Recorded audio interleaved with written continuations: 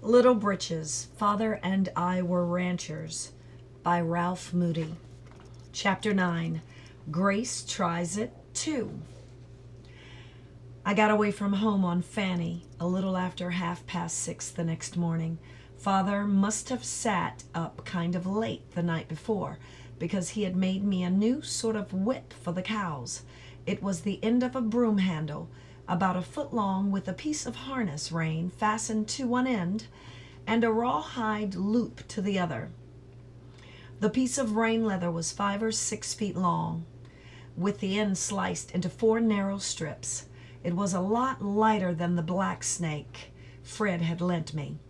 Father showed me how to put the rawhide loop around my arm and snap the stick so that it could hit things with the split end of the rein.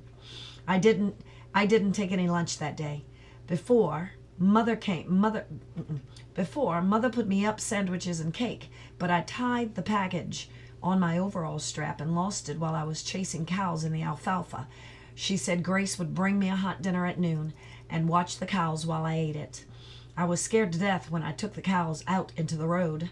I knew they would run for Fred Otland's alfalfa as soon as we got past his house. And I was pretty sure I couldn't keep them out alone. That was before I knew much about Fanny. The Corcorans had one spotted brown and white cow that was skinny as an old hound dog. She was always way out in front of the rest of them, and she could run like a horse. We were hardly past Otland's driveway before she started running for the alfalfa, and I knew the others would follow her unless I head her off. I was just thinking about going after her. I guess maybe I leaned forward a little bit. Anyway, before I clucked to her or kicked my heels or anything, Fanny was after her on a dead run. She almost went right out from under me. She started so quick, but I grabbed hold of her mane and stayed on. We caught up with the spotted cow before she got halfway to the alfalfa. I planned to slow Fanny down beyond her and get turned around so I could drive her back with the others. Fanny hadn't planned it that way. When her head was a foot or two in front of the cows, she and the cow both turned, all in a second. I was the only one that didn't. It all happened so fast I never remembered hitting the ground. I scrambled to my feet scared that Fanny would run off for the barn at home. She didn't, but stood and let me get hold of her rein. The old cow was running back to the herd as fast as she had run away from it. The ground was as flat as a table, and I was panicky for fear I couldn't get back to Fanny before the cows were all in the alfalfa. And then I remembered how Fred told me to climb on Ned's neck that day before. But first I had to get Fanny's head down. I ran over to the side of the road, yanked up a handful of grass, and held it out toward her nose. When she started to nibble, I dropped it in the road and threw myself on her back as soon as she put her head down for it. I took 6 more spills before we reached the pasture, but none of them hurt very much.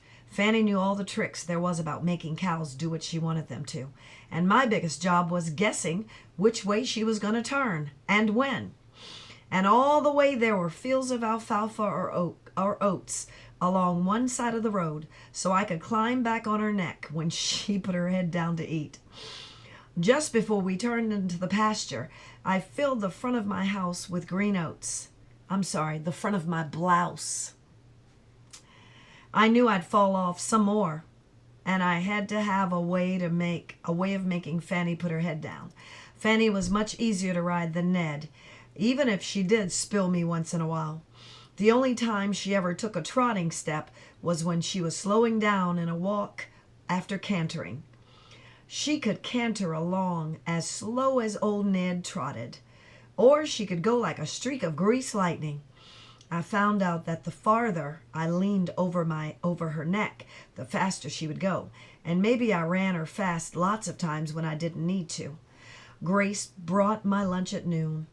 It was everything stew in a lard pail, that is, and biscuits and a cupcake. When she brought it, my cows had wandered nearly to the south end of the pasture, so there were a couple of hills between us and the house. Grace said Mommy had told her to herd the cows while I ate, and she wanted me to bend over so she could use my neck for a stepping stone to get on Fanny. I tried to tell her she didn't know how to ride and would fall off, but she got kind of mean and made me do it. She knew a couple of things about my fighting at school and riding on a donkey that I didn't want her to talk about at all at home. She didn't really say she'd tell if I didn't help her get on Fanny, but she did remind me that she hadn't yet. I told her about clamping her knees and watching Fanny's ears. I was getting so close. I was getting so I could tell when she was going to turn which way, because she would point her ears that way first. Just as I got the lid off the lard pail, my old spotted cow started toward Carl's oat field at a trot. I yelled to Grace to head her off, and Fanny acted as if she knew exactly what I had said. She went racing off after the old cow as fast as she could. Grace was almost lying down on Fanny's neck, and her bottom slewed way over to one side. I knew it wasn't squeezing with her knees. I knew she wasn't squeezing with her knees and yelled to her. It was too late. Fanny caught up to the cow, and Grace wasn't watching her ears. How she ever fell as she did, I'll never know. She was aligning to Fanny's neck with both arms and had dropped the reins. I had tied them together so she wouldn't fall if I let go of them. When Fanny turned so quickly, it swung Grace about like a gate, and her feet came down between Fanny's forelegs. But she was still holding on with her arms. Fanny kept right on going until she had the old cow headed back. Then she stopped and just stood still. But by the time I got over there, Grace was standing on the ground, laughing and crying all at the same time. Grace had heard Willie Aldevote tell me that if you fell off, you had to get right back on and try again, else you'd be too scared to try later. And besides, the horse would know you were scared and you could never ride that one again. I knew Grace was frightened silly to get back on Fanny because she was shivering as if it were the middle of winter. But she wasn't going to let me be able to do something she couldn't, so she made me bend over again while she stood on my back. That time she didn't act so smart when I reminded her about pinching her knees and sitting up straight and watching Fanny's ears. I told her her hands weren't very stout yet, just as Fred Altland told me, and showed her how to wrap the reins around them. She must have been even more scared than I thought she was. I started her going away from where the cows were, so Fanny wouldn't see some old heifer she thought ought to be chased, that is. As soon as she moved one foot, Grace pulled up hard on the reins and Fanny stopped. I clucked to her, but Grace pulled harder and yelled at me to keep quiet. Her pulling and yelling made Fanny cranky, and she began bobbing her head, as she did when she didn't want to plow. Then she started going backwards, so fast she was almost sitting down. I yelled to Grace to let up on the reins, but I don't think she heard me. She grabbed hold of Fanny's mane with her right hand, so that rein went loose, but she kept on pulling with the other hand. Fanny began going around in a circle backwards, and I didn't know what to tell Grace to do. I guess we were both yelling as loud as we could, and the louder we hollered, the faster Fanny went around. Father always used to say the worst things you expected never happened to you. That's the way it worked with Fanny. I didn't dare tell Grace to slide off for fear Fanny would step on her, and I guess she didn't dare to either. When I thought she was a goner for sure, she fell forward and hugged Fanny around the neck again. As soon as both reins were slack, Fanny stopped, and I ran in and got hold of her bridle. Grace was glad enough to call it a day's ride, and even bent over to let me climb on. It would have been easier to shin up Fanny's neck as I usually did, because Grace's back was wobbling around like a patted dog's. After I had the cows rounded up again, she herded them on foot while I finished my dinner. Then she took the bucket and started for home. But when she got to the top of the hill, first she yelled back at me, "I can ride better than you can any old day. I can ride her going backwards, and you can't." I didn't even bother to answer her. I was afraid Grace might have ruined Fanny, but she didn't. I only fell off once all afternoon, but I thought I was sunk that once, because I had run all out of green oats to make her put her head down.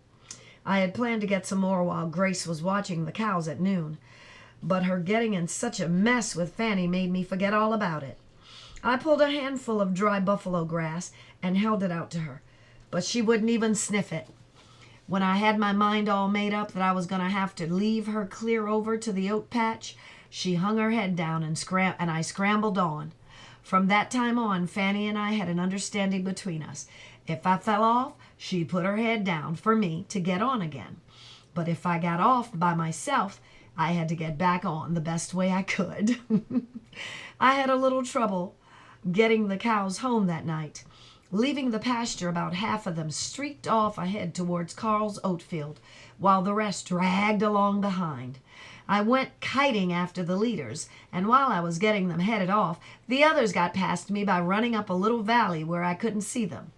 Fanny and I got them out easy enough, but by the time the first bunch was back into the field of 100 yards or so farther down the road, we raced back and forth between the two herds till Fanny was in a lather. But as soon as I got one herd out, the other was in. Carl's house was beyond a hill, so he couldn't see me, but we were right in plain sight of Autlands. I kept looking to see if Fred wasn't coming to help me again, but he didn't. At last I woke up to the fact that all I had to do was get all out. All I had to do to get them all out was to let one herd stay in till I could drive the other one up to join, then drive them all out together. We got by Fred's alfalfa all right, and I was proud as I could be that I hadn't had to have any help all day.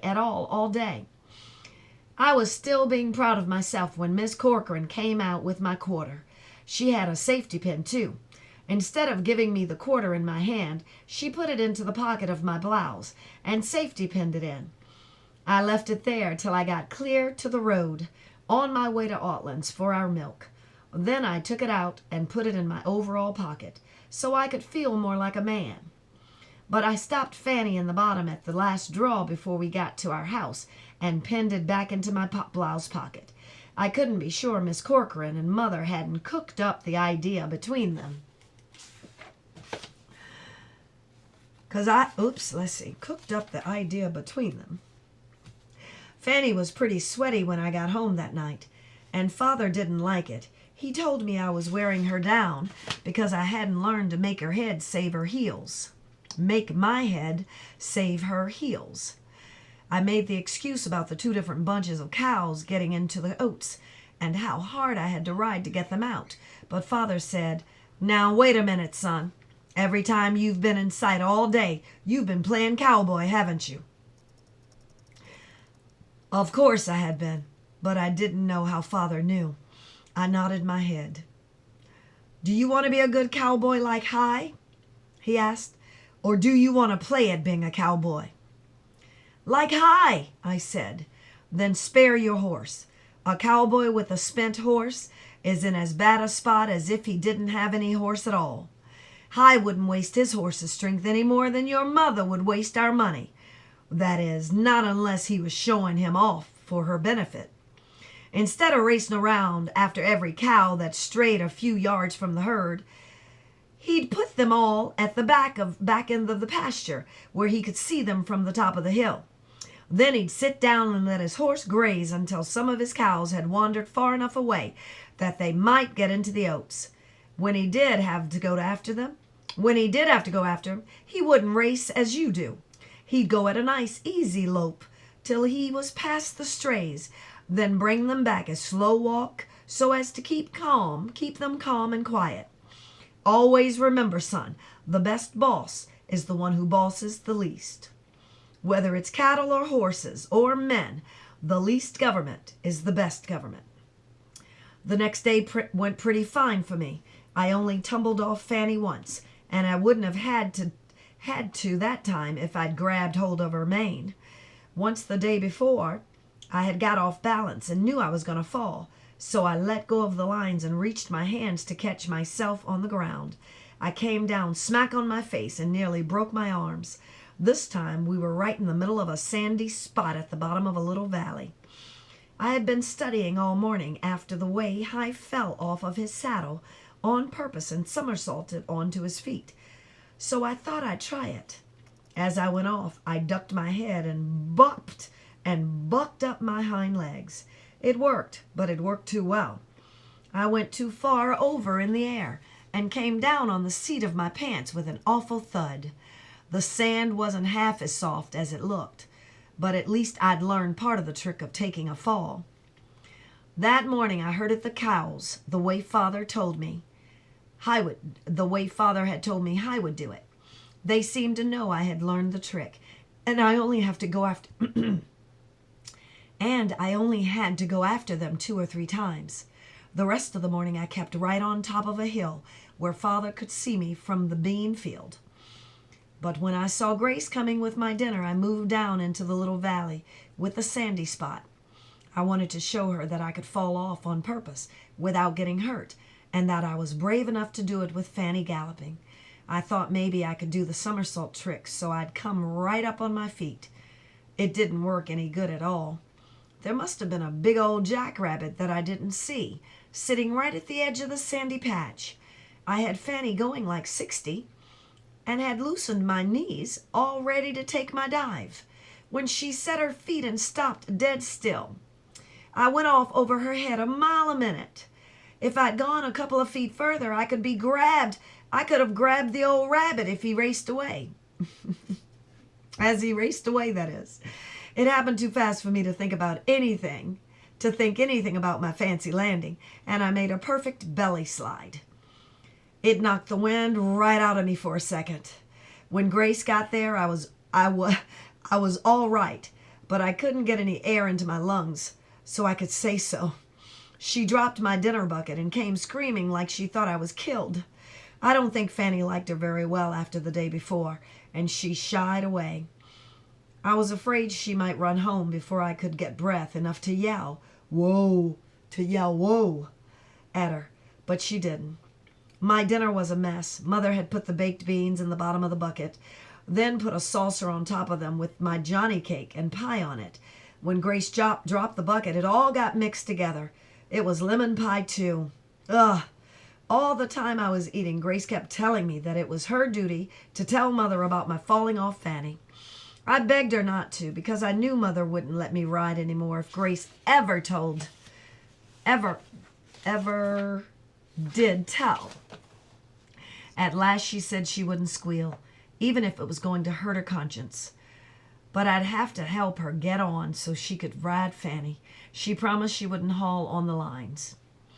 Grace got on all right, but I kept hold of the reins till I saw she was sitting right and had her knees squeezed in good and tight.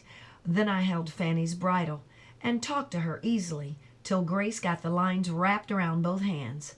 Grace was all right as long as I held on, but when I let go, she leaned forward and grabbed for Fanny's mane. The minute she leaned forward, Fanny started to canter. Grace squealed, and I hollered after her to sit up straight and keep the reins together, but not to haul on them. She did sit up, but she hauled on the lines. I don't know whether Fanny was trying to be mean or whether she didn't know what Grace wanted her to do. And I don't think Grace knew herself. Anyway, she started trotting right up the little valley. Grace went bouncing up and down on her back like a marble dropped on a stone walk. It wouldn't have been so bad if she had just come down in the same place every time, but sometimes she was clear up on Fanny's withers, and sometimes pretty near back to her tail. First she'd lose her balance one way, then she'd grab a handful of mane and pull herself off the other side. Why she never fell clear off, I'll never know. But she didn't. At last, she got worked up. She got worked up on Fanny's neck and slipped over sideways so far that she was just hanging by her hands and one knee. Then Fanny stopped and let me catch up to them. Even at that, Grace yelled back to me when she got to the top of the hill with my dinner bucket. I guess I showed you who could ride. You fell off and I didn't. Grace bought my dinner every noon, and she always had something hurting her conscience, even so that she'd have to tell Mother if I didn't let her ride Fanny. After a while, I just let her do it anyway, and she got so she could do pretty well. But she was always a sissy because she found she was going to fall. Look, because when she found she was going to fall, she found that when she was going to fall, to grab Fanny around the neck. After a day or so, Fanny'd stop as soon as Grace started hugging her. I got so I could tumble into the sandy spot and hardly got hurt at all. And a few times I went clear over and came up on my feet, like high. I didn't have any trouble with the cows after the first week. When June came, the days were hotter, and I didn't have enough to do for it to be interesting anymore. Miss Corcoran stopped hollering so much about my running the cows or bringing them in too early. But she still pinned my quarter into my blouse pocket every night, and I always took it out and put it in my overall pocket till I was nearly home. The end of chapter 9.